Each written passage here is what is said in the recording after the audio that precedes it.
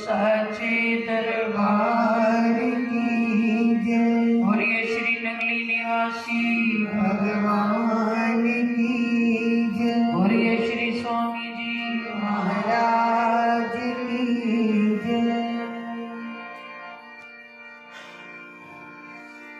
हाथ जोड़ दंडोत प्रणाम मेरी, चरणा तेरिया तो मेरे मान दाता। झोली अट के खड़ा गरीब दरते, मैनू बख्शना नाम दाता दाता। भोली भालड़ी मूरत मन अंदर, रहे सदा विराजमान दाता। महिमा आपनी गाते तन विचों, निकलन दास दे आखरी श्वास दाता। लीला आपनी गांदिया तन विचों, निकलन वैमी वाणी ने प्राण दाता। बोलो साचे दरबार की जय। श्री नगली निवासी भगवान की जय। और ये श्री स्वामी जी महाराज की जय। श्री गुरु महाराज जी के पावन पवित्र चरणों में हम सब सत्संग में गोता लगा रही है। आत्मा भीग रही है,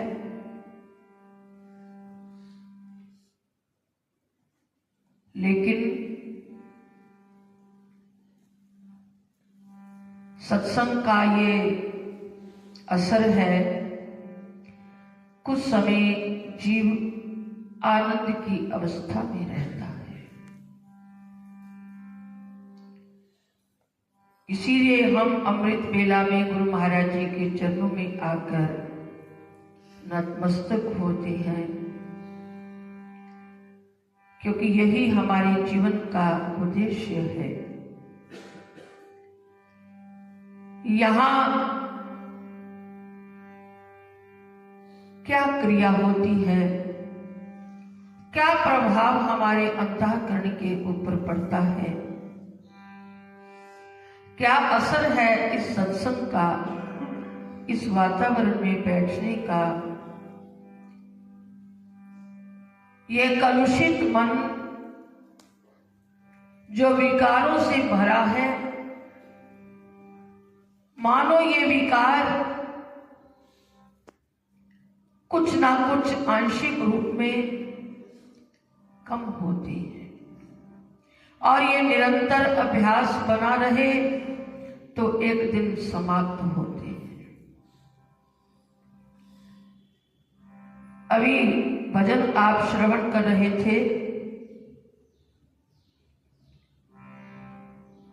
सेवा क्या करती है।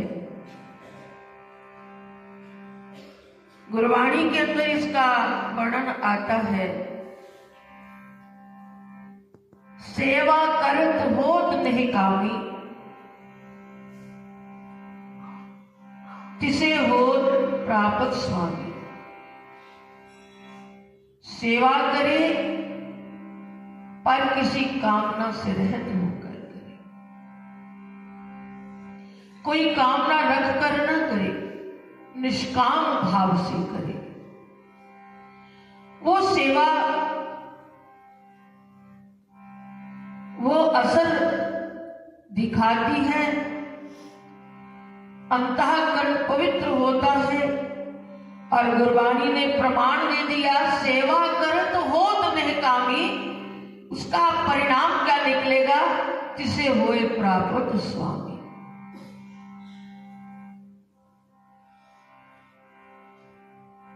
अगर हम प्रमाण चाहते हैं तो याद करो शबरी ने कौन सा कर्म किया था। एक सेवा का ही तो जीवन में नियम लिया था। जंगल के अंदर एक संत की कुटिया में जाकर झाड़ू बुहारना ही उसके जीवन का अंग बन गया। और सेवा का परिणाम क्या निकला। एक दिन वो ऋषि उस शबरी को अपने पास बुलाते हैं। पूछा, देवी ये छिपकर क्यों करती हो, सामने क्यों नहीं आती। अब ये अपने अंदर हम भी झांक कर देखें, तन से मन से धन से कुछ हम करें तो ये अगर विचार मन में रहता है, ये सबको इसका पता होना चाहिए मैं ये किया है, कर रहा हूं, शायद वो उतना फलदायी नहीं रहेगा। क्योंकि उससे क्या होगा, जैसे पौधे को कोई कीड़ा लग जाए पौधा नहीं बढ़ता, ऐसे ही हमारे कर्म को अहंकार का कीड़ा लग जाता है। शबरी जीवन के अंदर क्या करती रही, एक झाड़ू ही बुहारना उसके जीवन का नियम था। और याद करो, मर्यादा पुरुषोत्तम भगवान श्री राम जब उसकी कुटिया में आकर विराजमान होते हैं, नवदा भक्ति का ज्ञान प्रदान करते हैं, उसमें भी उन्होंने यही कहा, प्रथम भक्ति संतन कर संगा, दूसर रति मम कथा प्रसंगा, गुरु पद पंकज सेवा, तीसर भक्ति अमान। अमानी होकर मान रहकर अपने गुरु के चरणों की सेवा करे। भगवान जी ने यहां कह दिया ये तीसरी भक्ति। इन 9 प्रकार की भक्ति में जो हमें रुचिकर लगे, जो हमें सहज लगे, जिसमें हमारा पूरा मन लगे, वो जीवन में एक भी अंग को अपना लेंगे तो बाकी 8 अपने आप जीवन में आते चले जाएंगे। शबरी ने केवल यही तो अंग अपनाया था सेवा का। गुरु ने कृपा की, उनका संसार से जाने का वक्त हुआ। शबरी को अपने पास बुलाकर बता देते हैं, शबरी हमारा समय हो रहा है, हम इस संसार से विदा ले रहे हैं। और कहा, हम तुम्हें ये आशीर्वाद देते हैं, तुम्हें कहीं नहीं जाना। जिस राम को दुनिया खोज रही है, वो राम एक दिन तेरी कुटिया में खुद खोजता हुआ आएगा। अब आप सोचिए, हम राम के पीछे पड़े हैं, राम हमारे हाथ में नहीं, साक्षात नहीं आ रहा। पूजा अर्चना ध्यान करते हैं, लेकिन शबरी ने जीवन में एक सेवा का अंग लिया, नियम लिया, तो वो राम शबरी को खोजने के लिए चल पड़ा। उन ऋषियों से जाकर पता पूछा, अरे यहां कोई शबरी नाम की भीलनी रहती है, उसका घर कहां है। वो ऋषि हैरान हो रहे थे, जो हजारों वर्षों से तप में अपने शरीर को गला रहे थे। और उन्होंने सोचा कि ऐसी क्या बात है कि हमें भगवान उस शबरी के घर का पता पूछना। इसमें 2 बातें हैं। पहला तो जीवन में निष्ठा निष्काम सेवा उसका परिणाम है। और फिर दूसरा, जब उस ऋषि ने आशीर्वाद दिया, शबरी तुम यहीं बैठकर राम नाम का सिमरन करती रहना, तेरी कुटिया में एक दिन राम चलकर आएंगे। दूसरा, उसके जीवन का गुरु के वचन पर विश्वास भी इतना आज का कोई मानव वो नहीं कर सकता। वो आशीर्वाद बचपन में मिला और वृद्ध अवस्था तक उसने इंतजार किया। आज कौन ऐसा भाव रखता होगा, गुरु कह दे और एक दिन थक जाएगा, ये तो ऐसे ही लगता होगा कुछ नहीं। शबरी ने अपने गुरु के वचन पर विश्वास किया और ये चौपाई पार्वती के मुख की वाणी में भी निकली है। गुरु के वचन प्रतीत ना जेही, सपने और सुख ना सब विधि थे। इसको गुरु के वचनों पर विश्वास नहीं, उसको जागृत में तो क्या सपने में भी सुख नहीं मिल सकता।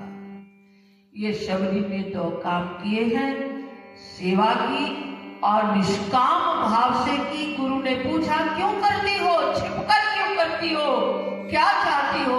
उसने कहा गुरु महाराज मेरी कोई कामना नहीं, आज आपने मुझे अधिकार दे दिया सेवा का, मैं छिप कर करती थी। क्यों? उस समय जात पात का सिलसिला था। इसीलिए भगवान ने समाज को ये बताया है कि जात पात ना पूछे कोई, हर को भजे सो हर का। जात पात की उसके चरणों में कोई विधान नहीं। हमारे भले ही शास्त्र में ये संकेत किए गए हैं, लेकिन उसका ये अर्थ नहीं। जात पात ना पूछे कोई, हर को भजे सो हर का हुए, वो उसी का रूप हो जाता है। तो जीवन के अंदर ये दो अंग हैं, भक्ति और सेवा। इन दो परों से ही जीव आध्यात्मिक सफर के अंदर सफल होता है। भजन भी किया जाए, लेकिन भजन के साथ साथ सेवा, क्योंकि भजन कभी कभी अहंकारी बना देता है। एक आधा घंटा भजन करके मन में आता है आज तो मैंने बहुत कर लिया, ये अहंकार आते ही उसका परिणाम कुछ हासिल नहीं होता। इसलिए कहते हैं उसके साथ साथ कोई सेवा का भी नियम लिया जाए, क्योंकि सेवा जीव को निर्माण बनाती है, विनम्र बनाती है। तो ये दो अंग हमारे जीवन में आध्यात्मिक सफर में आगे बढ़ने के महापुरुषों ने हमें बताए हैं। तो गुरु महाराज जी के चरणों में यही हमें तो प्रैक्टिकली इसको अपनाना है। थोड़ा भजन में, सिमरन में ध्यान देना है और कुछ सेवा के नियम को भी साथ साथ लेकर चले। हे प्रभु कृपा करना, मेरे जीवन के अंदर कभी अभिमान ना आए। अभिमान आया नहीं, कहते हैं ना कोटि कर्म लागे रहो, एक क्रोध की लार किया कराया सब गया।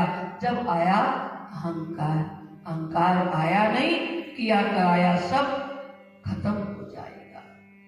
आइए गुरु महाराज जी के चरणों में अपनी प्रार्थना के रूप में इस भजन को मिलकर गाएंगे।